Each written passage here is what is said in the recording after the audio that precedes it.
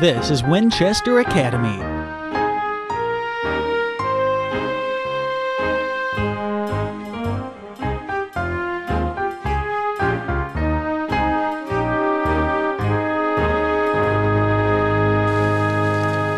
And now, let me introduce to you our speaker for this evening. I'm sure that many of you know Brian Hoelzel. He is a police officer right here in Waupaca, and he's been an officer for 22 years. He received his bachelor's degree in criminal justice from UW-Platteville and has been involved in a lot of the work with heroin and drug abuse right here in Waupaca, the city of Waupaca, but also is knowledgeable about the subject itself. And his topic that he's chosen is heroin and your life. So I'm interested to hear what he's going to say and how he's going to have this impact all of us. Thank you, Brian.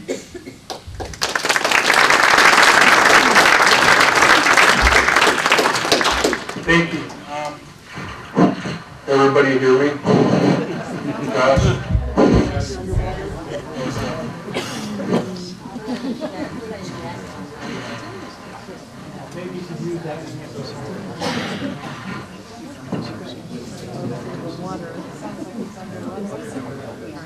How's that? A little bit better. A little bit. Was it yet? No? Yes? No. There's water feedback. How's this? What I will do is I've been accused of having a loud voice. My wife probably can attest to that in the back. But I wanted to thank Dr. Rhodes and his wife for sponsoring this program.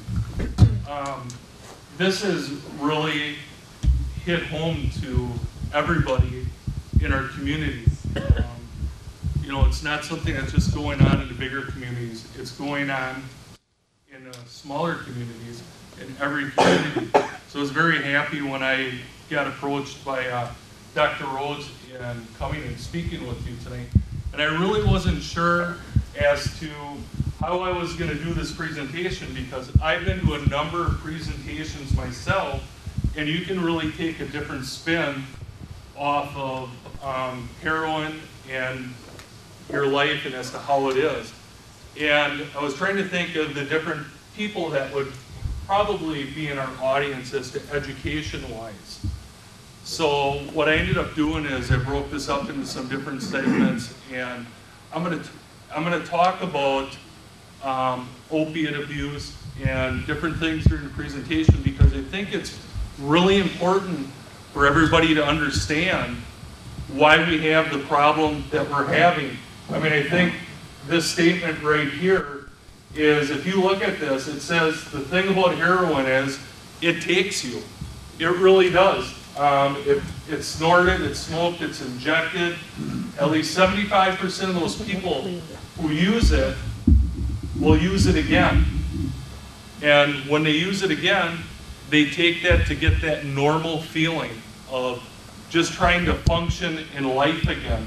So I thought at the very beginning this was something that was very important, because when I first looked at this, and I thought, how am I going to start this out? And I think just that up there, the statements that are up there, is really true as to what happens.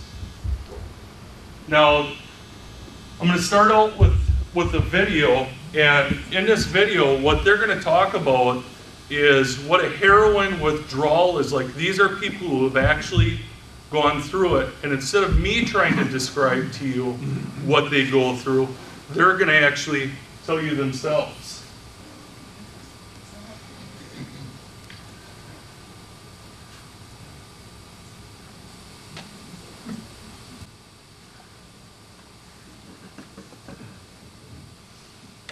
Withdrawals are just, you feel like you're going to die. Withdrawal is like the worst flu that you've ever had,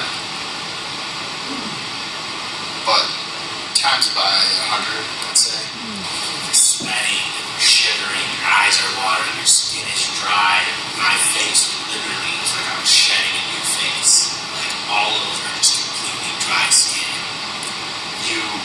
cold sweats, so you're freezing, and then you're also hot at the same time.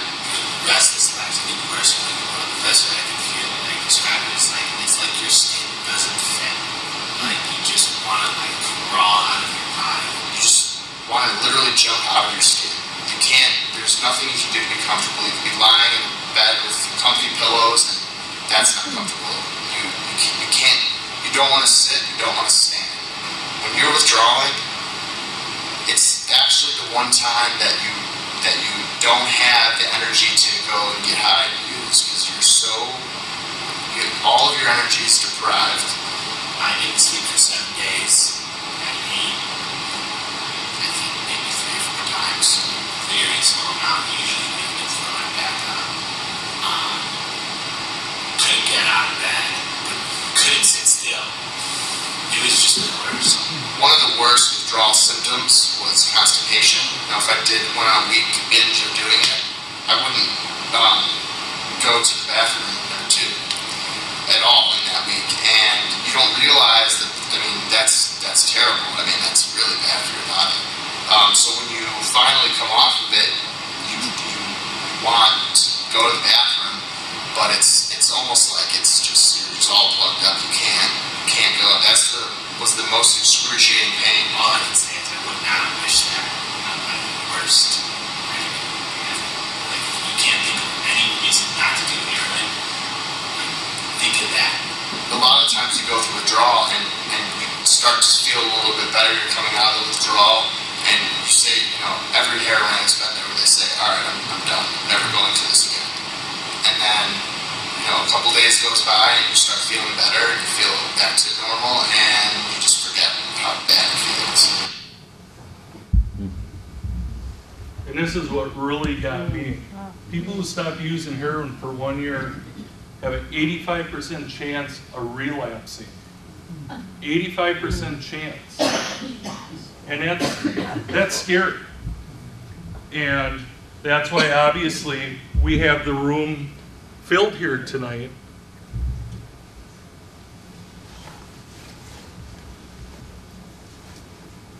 Because of the problem, because of the statistics, because of what's going on right now. People may wonder why I have Seymour Hoffman up there, 2014, and Corey Monteith from 2013 from Glee. We think of drug abuse, we try to, and we stereotype, and we shouldn't stereotype. This affects everybody, and I can tell that everybody in here cares because of the large amount of people that we have in here. That's why here, that's what we're talking about. But at the age of 46, Seymour Hoffman had a great career. He was involved in the movies, he was involved in opera, and everything else. And he had a drug addiction. He unfortunately died from a mixture of heroin, cocaine, and prescription drugs in his system. He had everything in his life, everything that everybody wished that they had. We all dream of winning the lottery and all the money. But yet, this drug took a hold of his life. And this is what ended up. It was an accidental death from using heroin. Corey Monteith, at the age of 31, successful career. He was from Canada, and he had everything going for him. They're both good-looking men, everything they had. Again, heroin and alcohol, okay? And we have to remember, both of these individuals were addicted to opiates, and opiates just isn't heroin. And going into my next slide, this is what really kind of hit home with me, because we would hear about heroin, we didn't know a lot about as to what was going on. And this next slide was what really got me. Can't see the name up there, but Amelia Henschel, she, at the age of 21, she passed away on April 12th. And I'll never forget that day for a couple reasons. I was fishing with my dad on the Wolf River. It's the walleye run this year, or during that time. And I remember I walked in the house We had a bunch of fish. I walked in and Channel 2 News is on. And my wife had told me, she said, hey, you need to come see this. And we were told that they weren't sure as to why or how it happened, but 100 yards away, they found her body near her home and near the red granite bar. And that's when it kind of really hit me that heroin, it's here in our community. And I think for law enforcement, that really got our attention. And when I first started learning about heroin, by no means am I an expert. I'm only giving you the information that I have learned since dealing with the heroin problem that we've had in our community and other communities, and going to different trainings. And I didn't realize it when I was first sitting down here, but the families that get involved and the families that deal with this, they really go through some hard times. I mean, she's a beautiful girl, and unfortunately, she ended up with a heroin overdose. And you know, her mom is actually here in the crowd right now. This is how committed that she is as to following what's going on in the communities with heroin, of showing her support, of being here just to support the project that I am doing tonight. So I really thank you for being here, and I want you to know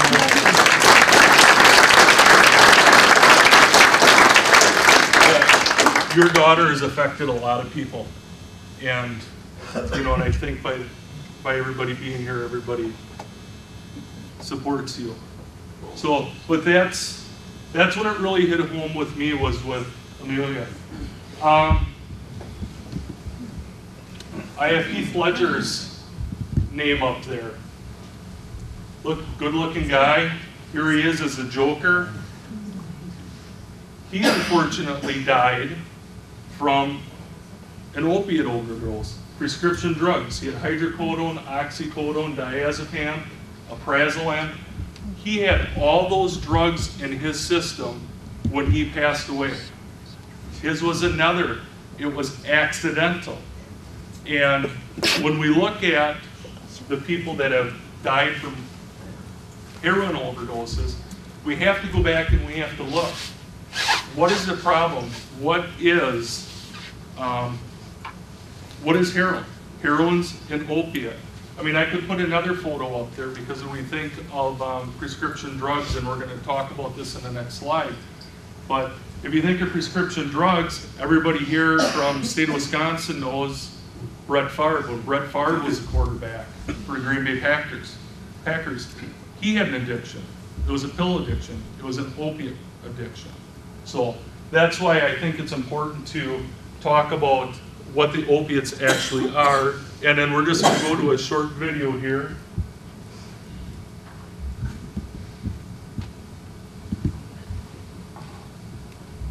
Hey, wake up. Hey, Brittany. Does anybody know how many pills she took? I don't know. Should we call 911? No way, we'll get in trouble. You guys, I don't think she's breathing. Is already watching her? No, I'm not her babysitter. Wake up. Brittany. 160% increase in prescriptions of the painkillers. These are commercials that have just come out over the last few years that we've been dealing with, is those commercials. And in all reality, we were dealing with prescription drug abuse a long time ago. We were dealing with them back in the early 2000s. And the next slide I have is, how did we get to heroin? Well, mostly we got to it because of the prescription drug abuse. You know, the opiates are drugs that are prescribed to treat severe and physical pain. And what happens is, people would go to the doctor's office, and when they went into the doctor's office, they were given prescription pills. And you had a backache, you had a shoulder, maybe you were going to the dentist and you were going to have a surgery. Those people were given prescription medication. And what ended up happening was they got addicted to that. And when I got promoted to become a detective in 2002, I had to get involved with the Central Wisconsin Drug Task Force. And shortly after that is when we started buying a lot of prescription medication. We weren't buying a lot of marijuana, we weren't buying a lot of cocaine, even though that stuff was out there. The stuff that was on the street were these prescription medications. We would do controlled buys, but when I mean by controlled buy, that would mean there would be an undercover officer that would go into a residence and purchase medication from somebody. We would have on there the people that were selling the pills talking to the undercover officer as to how he should take the pills so he got a better high. And that was really scary because he actually knew what he was talking about. So that's, the dangers of these people were getting to the prescription, they were using and abusing these pills. If we look at the stats here, the national overdose of deaths of prescription medication, and on the bottom here, I know it's hard to see, but this is 2013, 12, 11, and so on. But when you go back and you start looking at the early 2000s, we're at 10,000, and now all of a sudden we get up into the last few years, 25,000 deaths that they're looking at. When I found this slide, I was shocked. I wasn't sure if those were the right numbers or not, but then I remembered when we were purchasing drugs in a drug unit, the people that we were buying from did something that was called doctor shopping. So what they would do is if they had a backache or pretended to have a backache, they would go to the emergency room here in Wapaka, go in, see a physician, tell them what their problems were, and at that time, it was the physician's and the nurse's responsibility to try to make us comfortable so you didn't have a lot of pain. So what they would do is they would get a bunch of prescription pills, they would walk out of the emergency room, they may drive down to Oshkosh, they would go into the emergency room, and they would talk about having the same symptoms. So they get a bunch of more pills, then they would drive around, they may go over to Stevens Point, they may go to Madison, but they would make a trip, and next thing you know, they're in possession of 150 pills. Well, they're not going to take them all, but they're going to sell them, and they're going to consume them. So, and I'll talk more about that as we get in there. But if you look at the early 2000s, that's kind of when that started, when I got promoted, and then we look at where we're at right now. So that was one of the scary things that we were dealing with, and we didn't know what that outcome was going to be, and I think now we're starting to see why we got to where we're at. And this is a shocking statistic. 129 people die every day from a heroin or prescription drug overdose. That's more deadly than gun violence and car accidents. And we hear about the shootings when we have the shootings and the gun violence, and that's all you see on national news. But we're not dealing with the 129 people every day that we're losing. And like I said, when I was going through and I was preparing for this, I've been doing this for about 6 months trying to find certain things.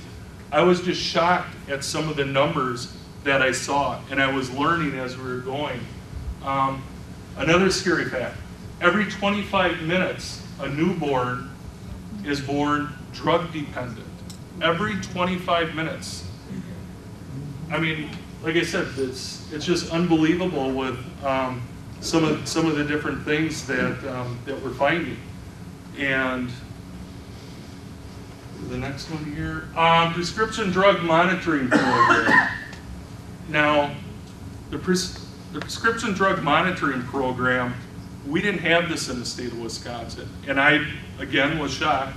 We were the 49th state to enact the prescription drug monitoring program.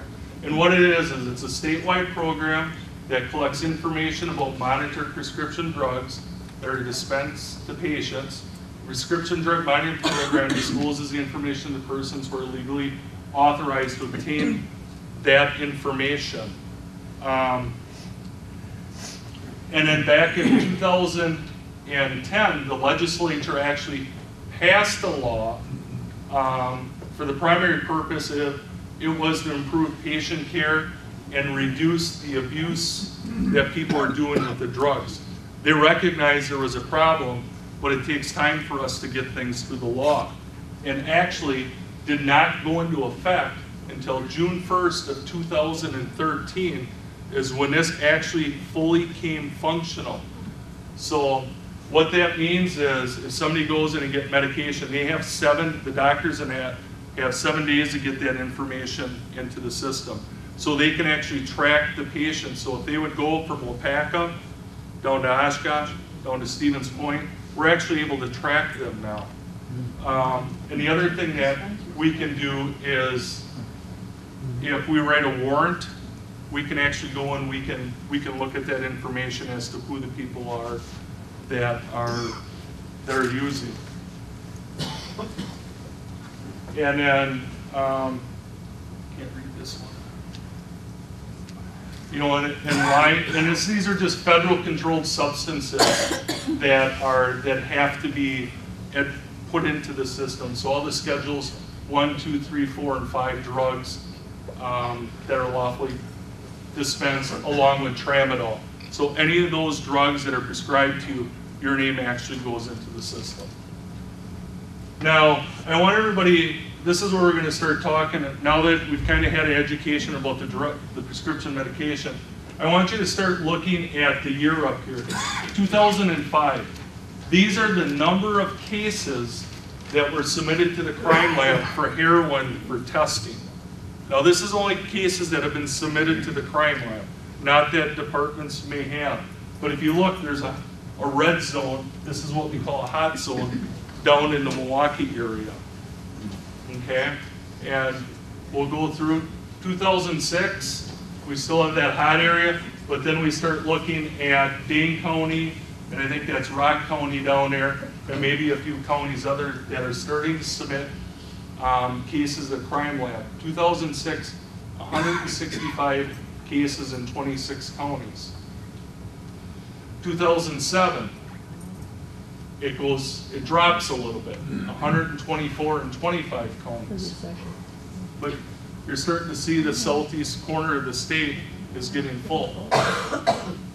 2008, we got a huge jump.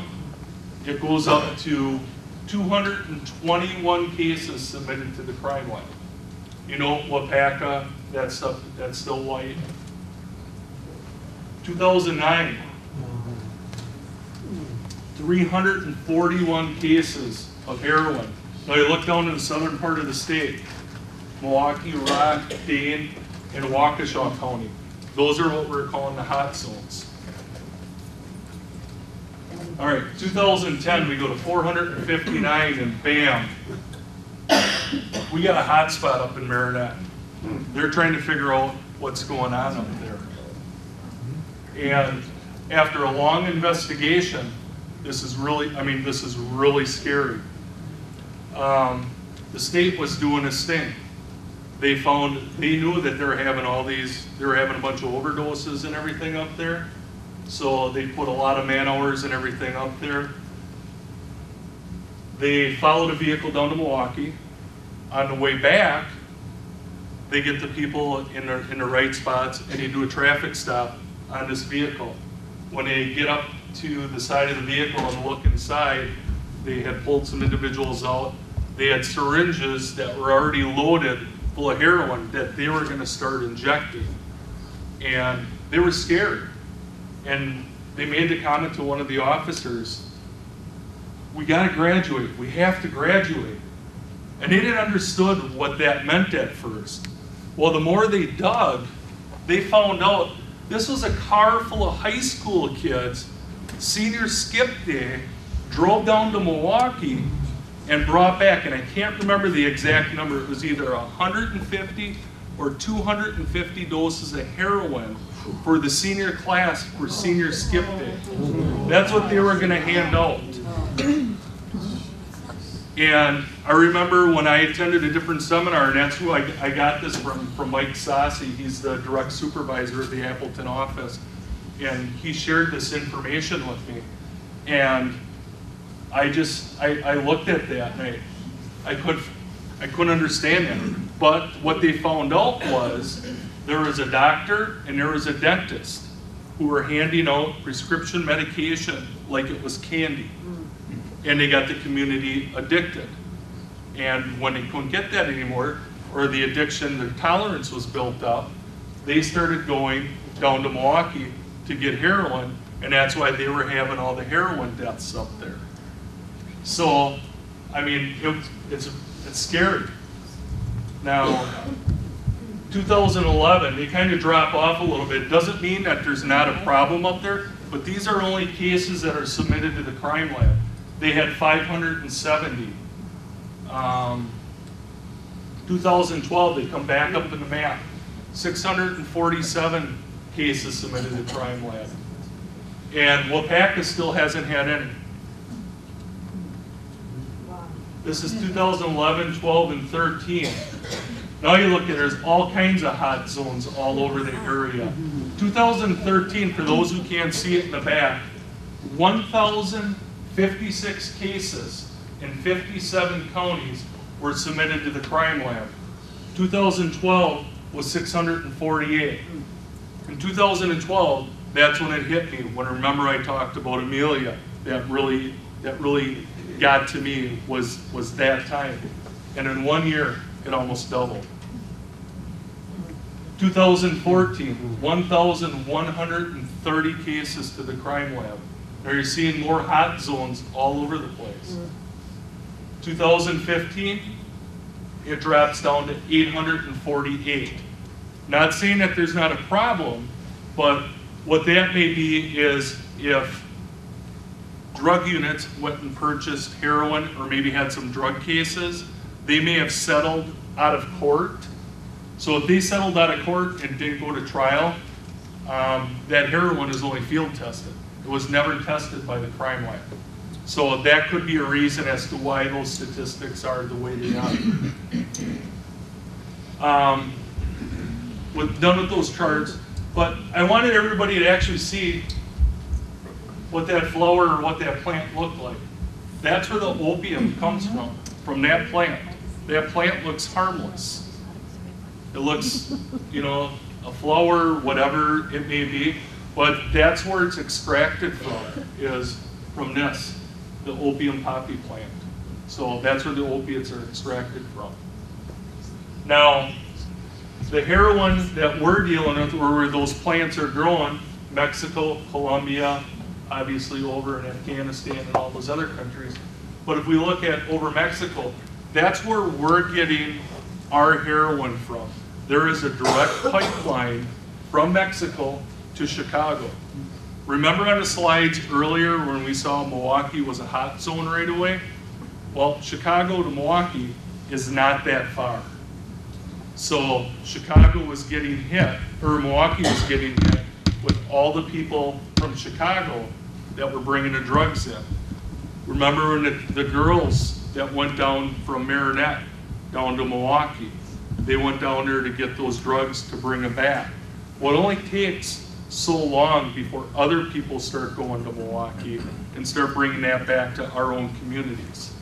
And then what ends up happening is the people from Milwaukee, then they get a community that's hooked, and then they come up and then they start selling in the community.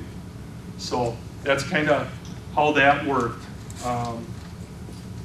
This is what, I don't know if you can see it real well, this is what heroin looks like. This is a bindle of heroin as to what they call it.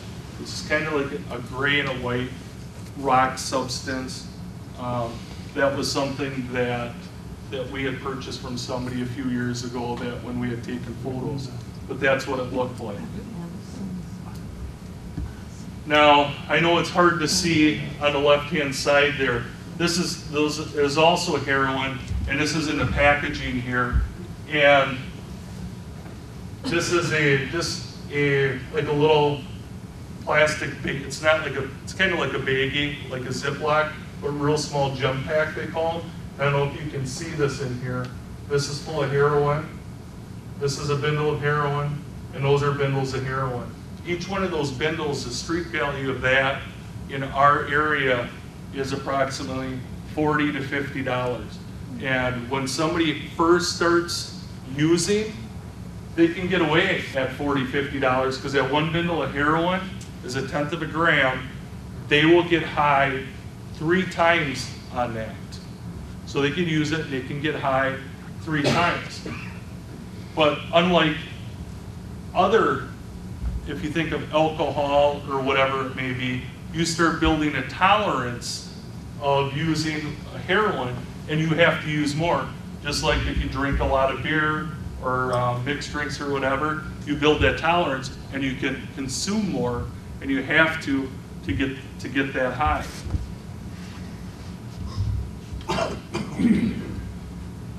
The ways that people are ingesting it, they're snorting it and sniffing it, that's how people start out using. They first don't go and shove a needle in their arm. Nobody wants to be that person, or nobody says they're going to be that person. This is how they start. And commonly what they use is, they'll use currency that they'll use and they'll roll it up and that's what they snort. Or they'll maybe use a straw that they call snort tubes. The other way that they use it, they will smoke it and they just take a lighter underneath some foil and they heat it up and they ingest it that way. But when it gets scary is when they do this. It's the most effective way to deliver it into the bloodstream quickly. And what's scary is the people, before they could get the heroin, they were doing the same thing with prescription medication. They were shooting that up. They were ingesting it the same way to get it faster in their system so they could get that high. You know, all 3 of them, obviously there's a lot of health risk and addiction that's there. But like I said, when they inject that into their system, they get that high right away. It's there instantly. So this is when it gets real scary, when people start doing this. The effects of heroin use, the short-term effects, they get that initial rush. They may have a depressed respiration.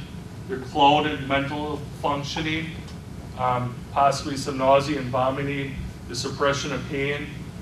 The long-term abuse, obviously, I think the addiction is there with short-term abuse too, but the scariest thing we have right now, it says that infection diseases for HIV, AIDS, hepatitis B, and hepatitis C.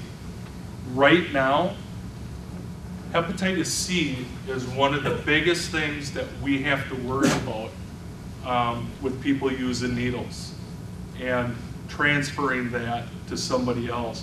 Whether it's you find a needle on the ground, just because there may not be any blood or anything on it, you can still get that hepatitis C. And from what I was told, to take that pill for that prescription medication for hepatitis C, $1,200 a day per pill for 3 months.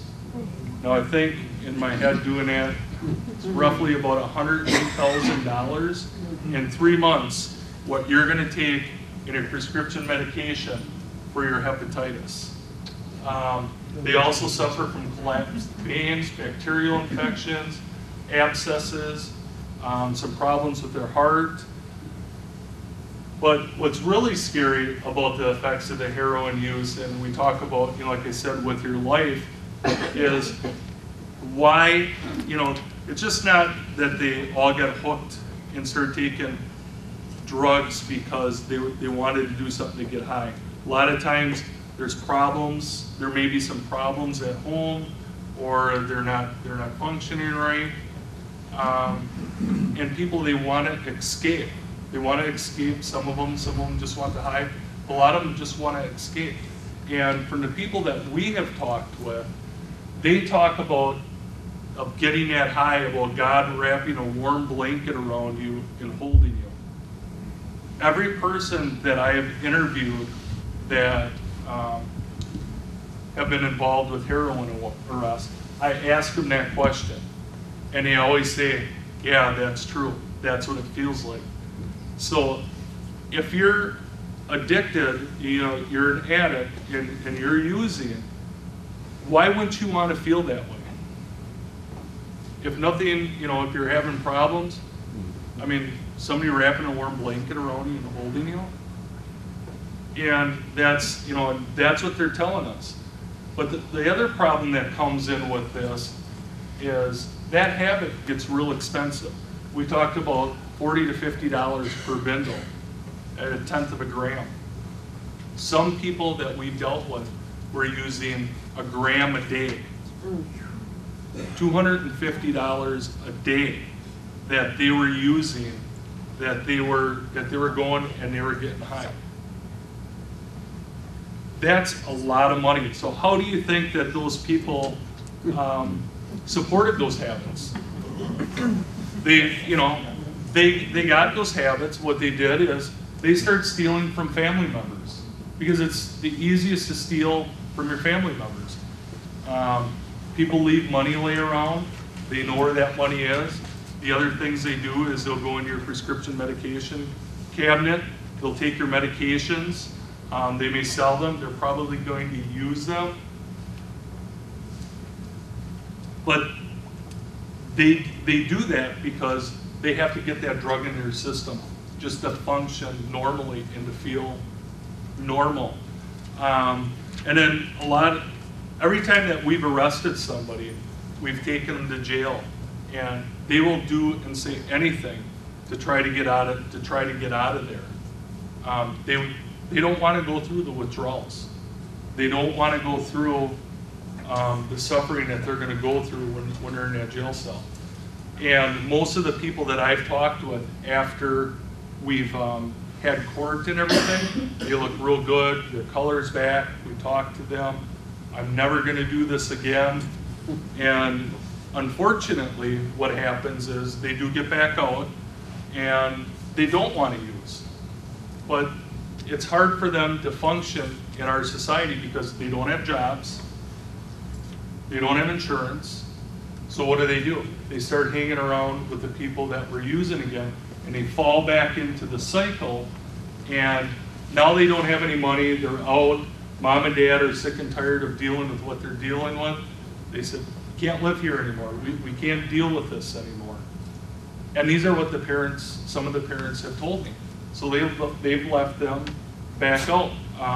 We've investigated in the last, few months, some of the burglaries that we dealt with.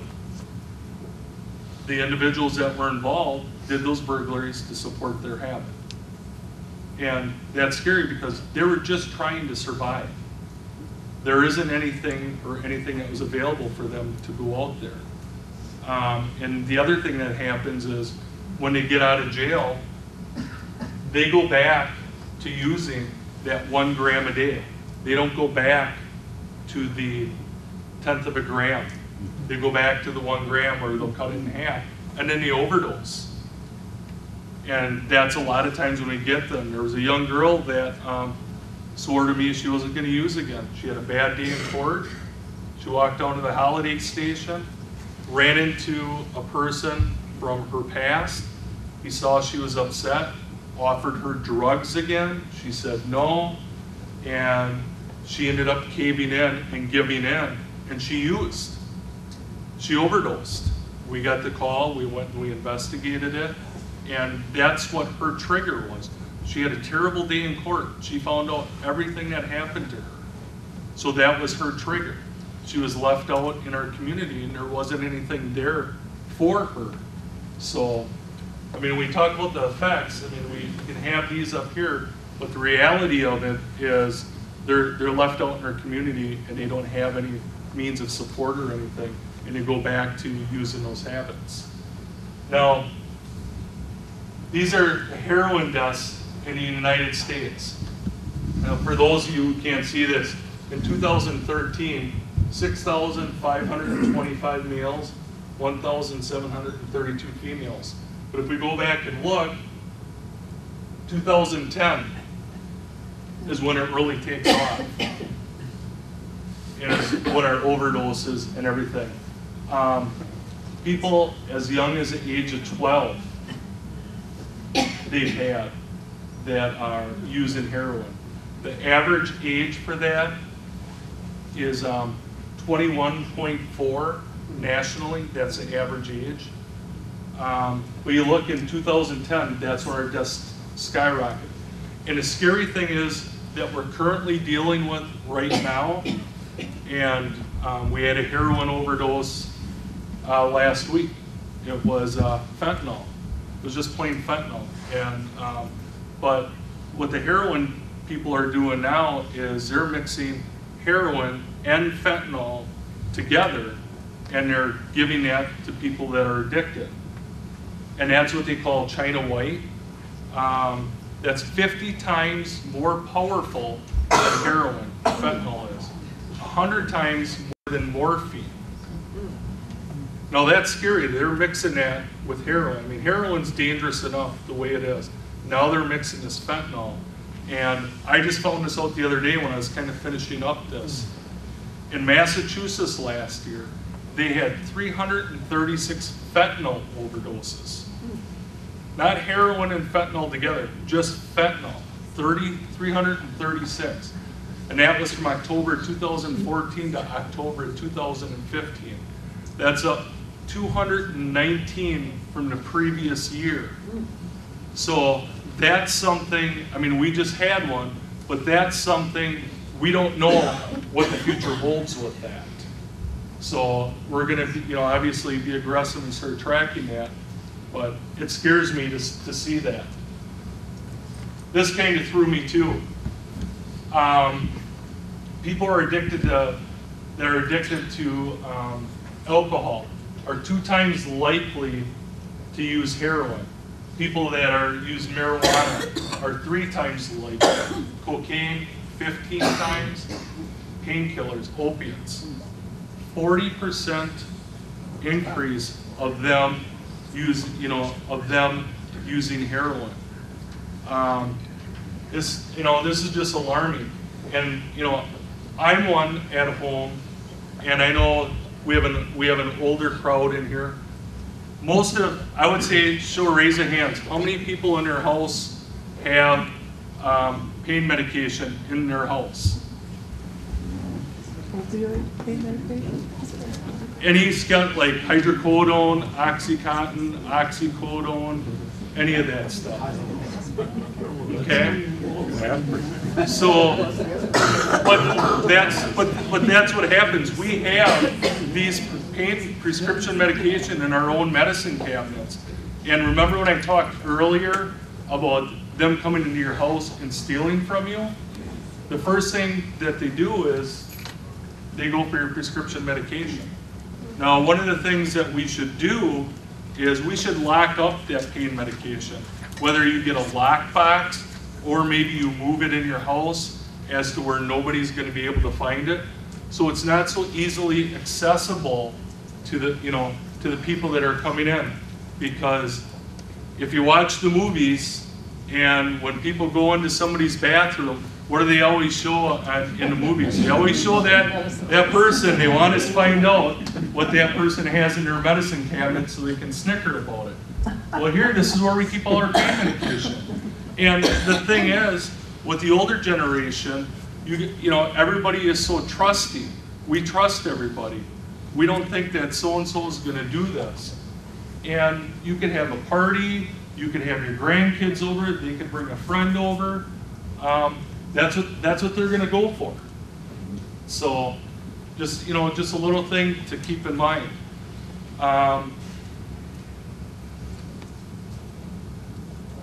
And this is just the charts that I did my own graph on. We have Brown County, Dane County, Fond du Lac, Marinette, Milwaukee, Outagamie, Portage, Shawano. You look at Wapaki here.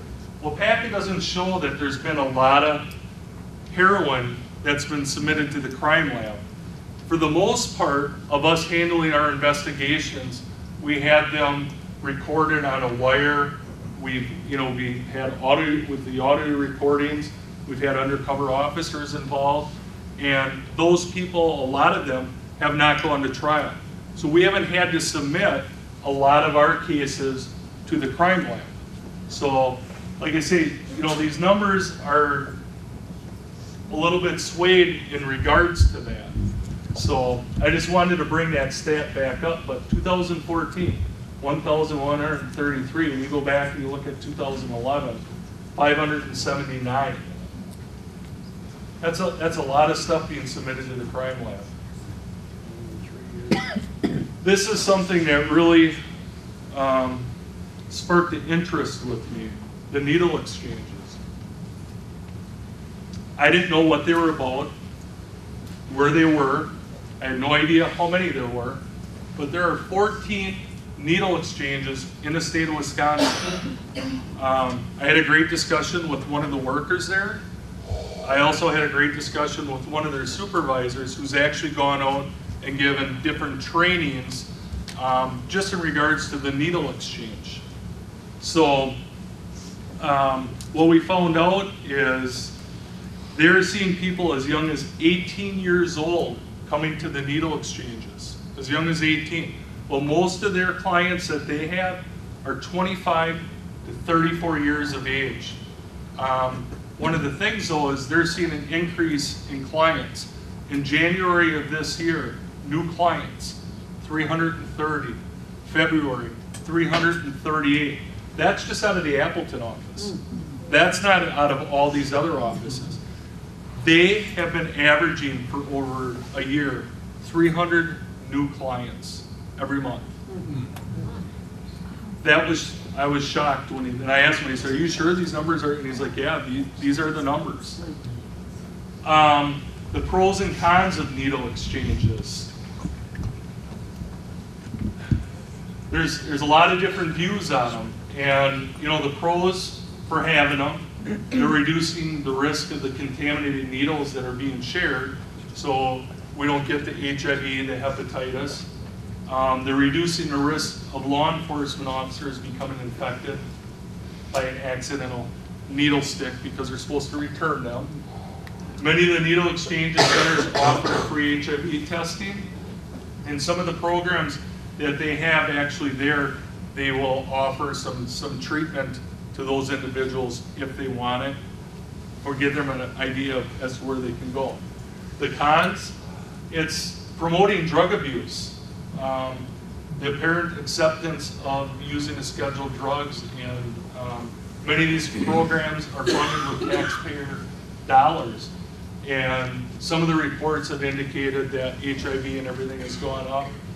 And then the local people that are in the area of these needle exchanges, they feel that it's unsafe due to the number of addicts. And going again through this, like I said, I keep saying I was shocked. In the month of February, in the Appleton office, I asked a couple different people as to, just give me a number as to how many needles you think they handed out. In the month of February, 40,000 needles they handed out. 40,000. And the scary part about that is, they're only getting a 50% return rate. So where are those other 20,000 needles that are out there? We're finding them. We're getting reports from people calling in on the side of the road, the park systems, and everything.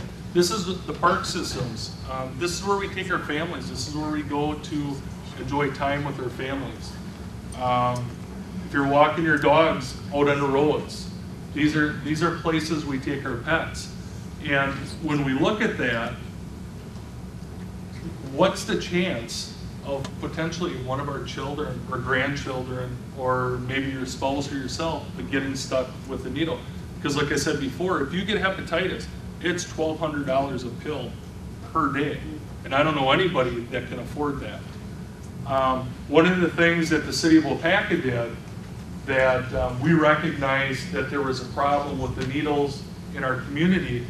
So one of the things that the chief and I talked about, and the chief was very supportive and had a great idea with this, was why don't we equip all the city vehicles in the city of Waupaca, from the water department to the street department, to our officers, and all the vehicles that are driving around, why don't we go ahead and equip them with sharps containers?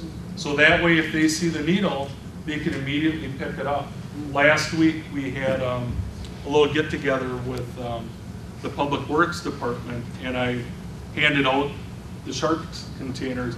But then one of the things that I talked to them about, and what you need to be aware of, just because, like I said, you see that needle on the ground, that needle is not safe. You need to get a rubber glove or something to pick that up, because you could very easily get that hepatitis. So, but that's one of the things that we did here in the city of Waupaca, because we are getting those phone calls, and especially after when all that snow melted, of people just throwing them out the windows, we had a big influx in calls in regards to that. So, well, like I said, I was shocked with some of these. The needle exchanges in the state of Wisconsin, 2010, they gave out 1 million needles. 2014, 3 million.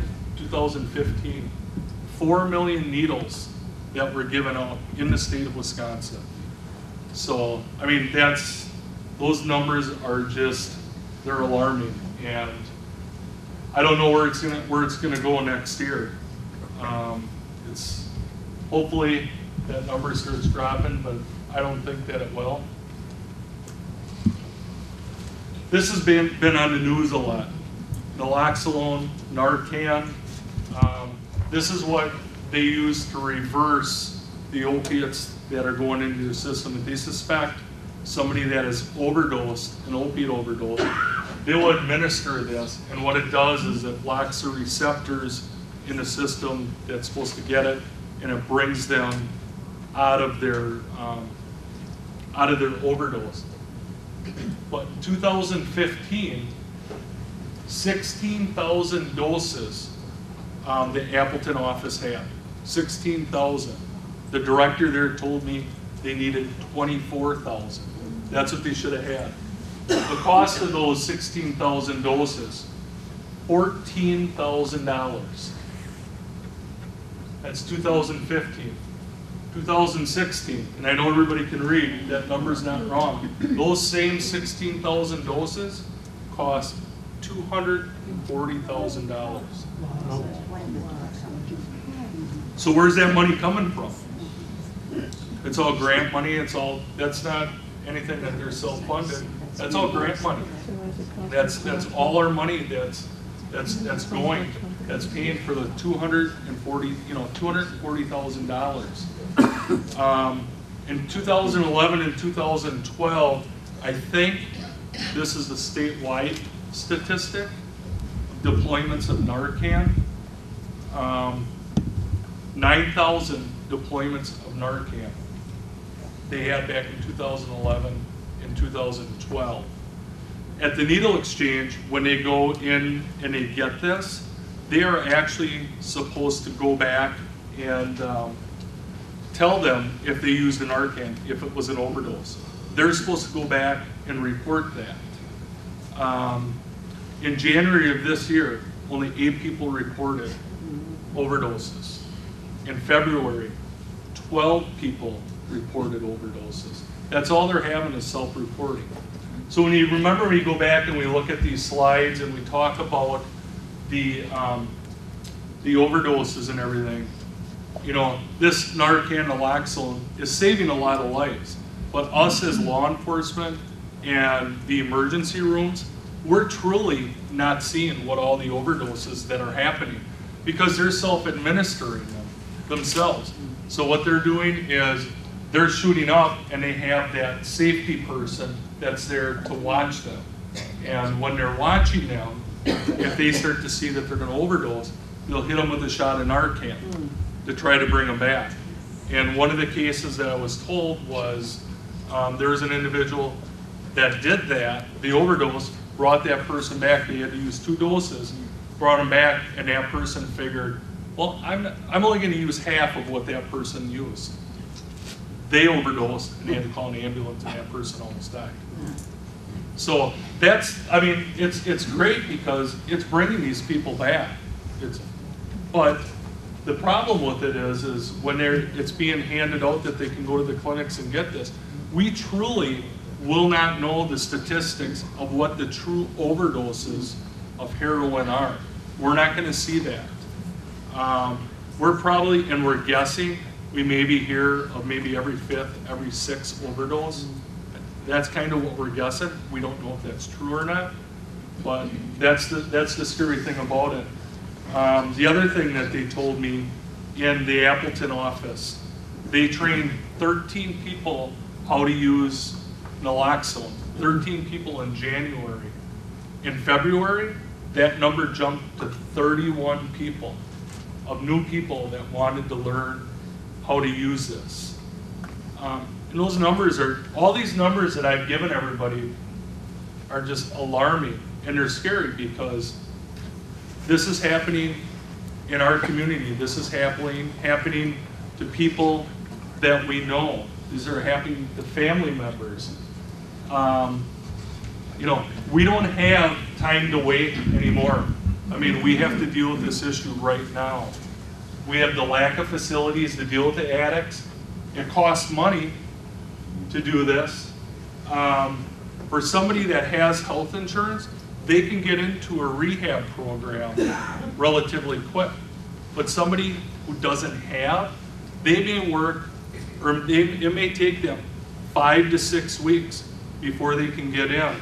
I would say about a month ago, my wife and I and our kids were watching either Dateline or 2020, and there was a girl that they were both heroin addicts. They had a young child.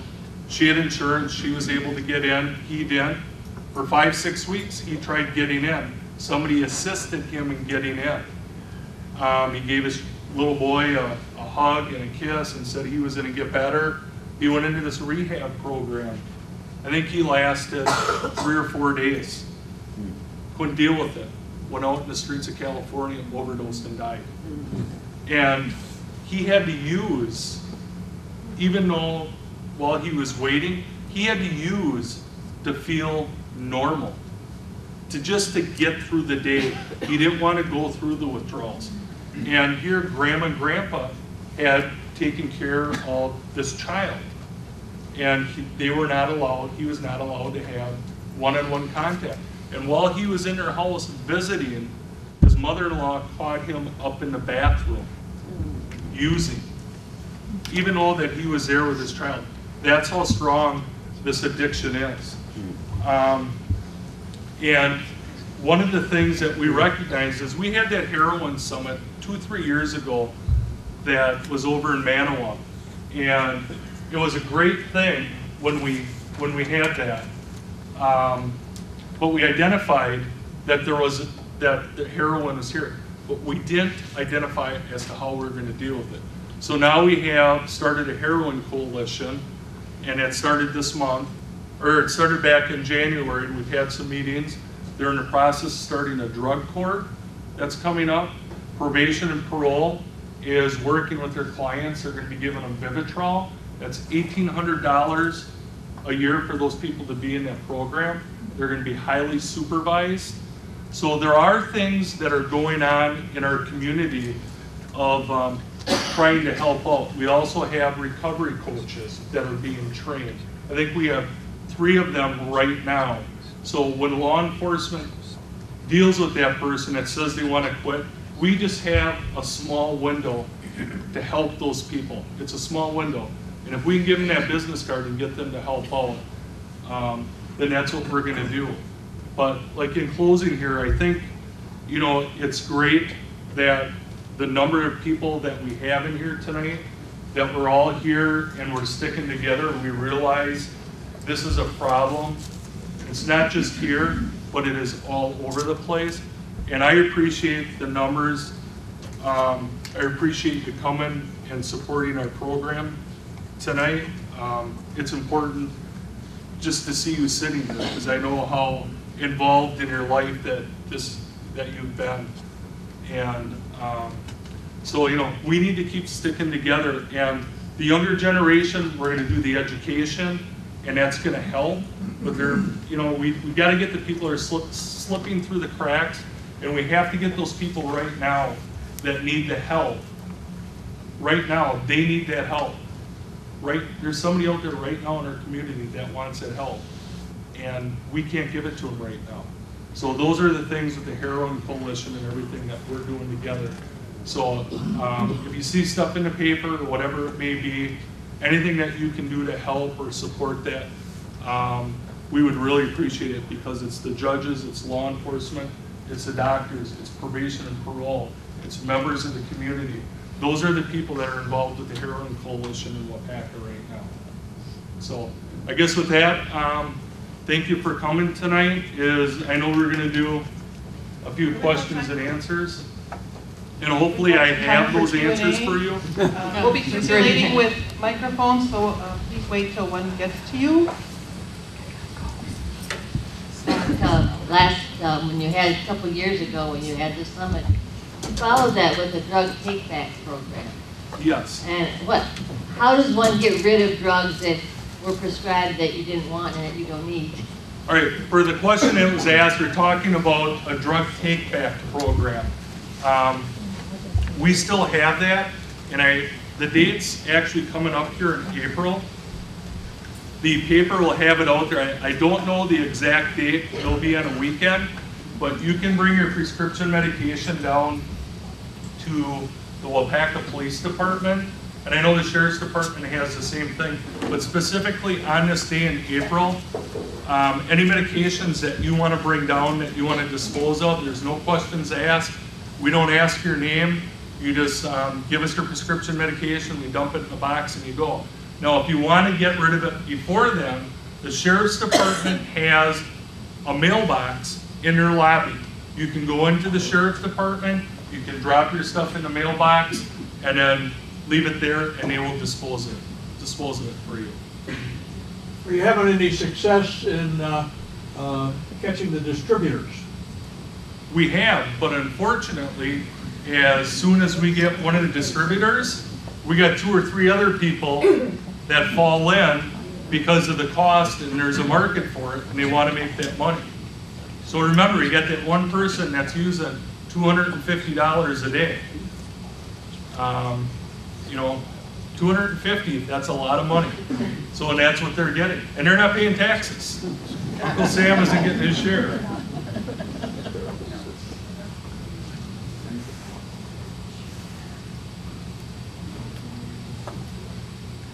You said a lot to us of a certain age, if you will, but I think when I came in, I saw a bunch of young people in the back of the room.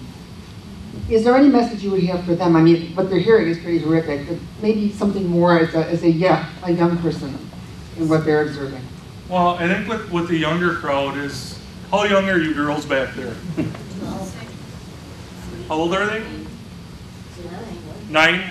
Okay. One of the things that most school districts do is we have a counteract program, and at the age, in the 5th grade and 6th grade, our school liaison officer goes in and talks to the students about the dangers of drugs and everything to get them orientated. But you know, for the younger kids back there, there's going to be peer pressure in life, no matter if it's going to be drugs or something else. You can't try something to try to fit in with somebody. That's when you're going to start to have problems, when you submit to that peer pressure. And I think with the younger generation, with the education that we're really giving them, I think that's going to help us out in the long run. Because it's always, you know, education, education, education, about making everybody aware. And I know a lot of people in the crowd tonight probably were not aware as to how dangerous the prescription drugs were and how it was related to heroin. And that's why I thought it was important to bring that in to this program, was education-wise as to the group that I was serving. So. What? Go ahead. Why is the antidote so high in price now? Who's getting that extra money? 10 times as much as it was a year ago. Mr. Cantor says it's not him. But no, the drug companies. I was shocked when I saw that number, $240,000. I mean, that should be a crime to increase. And I don't know if it's because of demand that they don't have enough to get out, if that's why there are the increases. I don't know the answer to that, but to go from $14,000 to $240,000, that's a lot of money. For those you were talking about, right here, those keeping track of the prescription drug, people getting that, and it being anything being done to those people that are getting the excessive amounts, as you said, hopping from doctor to doctor. Is anything being done to track them? Is anything being done to track the doctors that are so willing to oversubscribe, such as that the candy man from Toma that's now practicing in Sparta, I believe it is? Well, I'm aware that the people that were going around and doctor shopping, the people that we were dealing with, they're no longer doing that. They can't get away with it anymore. I have been a part of a few investigations with DEA. There was a girl out of the Chicago office who came up here, and we've dealt with a couple different doctors in the area here, and it's going all over the state of Wisconsin, where they have had problems with doctors being involved, and they've done investigations. So some of those doctors are being prosecuted, and they're getting their licenses taken away. So, other questions? I'd like to know more about the needle exchanges. Can people just walk in and get a clean needle? And then they walk out with it? How does that work? It's my understanding that you go to the needle exchange and you go in there and they educate you in regards to that, and there's no cost, and they walk out with the needles. That's my understanding of it. I've never been in one, and it's only the information that the needle exchange person told me. So that's how it works. Yeah. I think we just have time for a couple more questions. There's one back there, and I saw a hand up here. Did I understand correctly that you said there's about a week lag in between the time that they're? I think it's a 7-day window that's there, but I know for the most part that it's updated quite quickly. But is it all electronic? It's all electronic. Okay, so it seems like you can almost be on right, but they have, according to the law, they have 7 days to get that in there. But from what we understand of talking to different people, that is being updated a lot quicker. So the days of handwritten scripts are done now. They just electronically. No, I think there's handwritten scripts yet. They still have that. Mr. Good question. What percentage of the heroin users start with opiates versus the ones that are hooked by distributors and peer pressure? Well, the ones that are addicted to the opiate, they're the ones that we're dealing with all the time that are going right to the heroin. We're not having anybody going from like marijuana to heroin that I'm aware of. All the people that I've talked with, they've all talked about using and abusing prescription medication. That's 50% of the heroin users? I would say, my guess would be, I would say close to 100%. Most of the heroin users then started on opiates. Yes, heroin is an opiate. Yeah. So those people use prescription medication, and then because of one of the things with the prescription drug monitoring program, they're not able to get those prescriptions. So it's a cheaper drug, heroin is, so that's what they use. Now to give you an example, oxycodone, Oxycontin, 80 milligram pill, street value back in the 2000s was 80, whatever the milligram was, the 80 milligram pill was $80. That's pretty good profit, especially when you went in for back pain or whatever. You got prescribed. Okay, suggestion for Craig. In the medical profession, could screening every time you see the doctor he asked if you're using opiates, and if you are, the doctor could counsel you how much you're using. The doctors, yeah, the doctors are doing that. The doctors are on board with us. The doctors have been very active in this heroin coalition, along with when we had the heroin summit and the meetings that we have with the Wapaka area chat team, which I'm a member of. And there's doctors that are members of that also, along with Mr. Canto, and nurses that are there. But those are things that we talk about, and they're aware of those things. And the doctors, the scary thing is, the doctors have had kids they delivered become heroin addicts.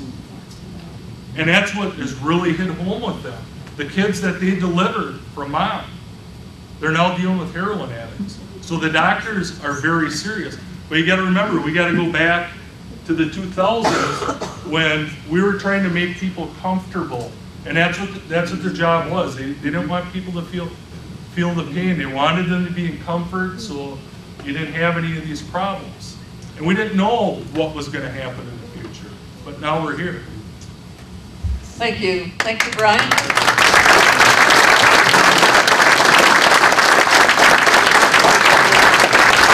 I need to tell you that we have 2 exits tonight, so you can either exit through the back way, the way most of us came in, or you can exit this way through the children's area of the library. There's one other thing that I want to tell everybody. There are, for family members, something that's called Al-Anon, and it is in Wapaka here. That is a support group for family members that are dealing with people that are suffering from any controlled substances or addictions. So that is available. And that is just AL/ANON. So if you go on the internet and you look at that, you can find it. And also there are Narcotics Anonymous in Wapaka here. And if you look up Narcotics Anonymous on a Google search, you'll find out that St. Mary's Church in Wapaka here, they have meetings. And those are also useful, so if anybody wants to attend those. There are the library, and they have posters. So, but thank you for coming.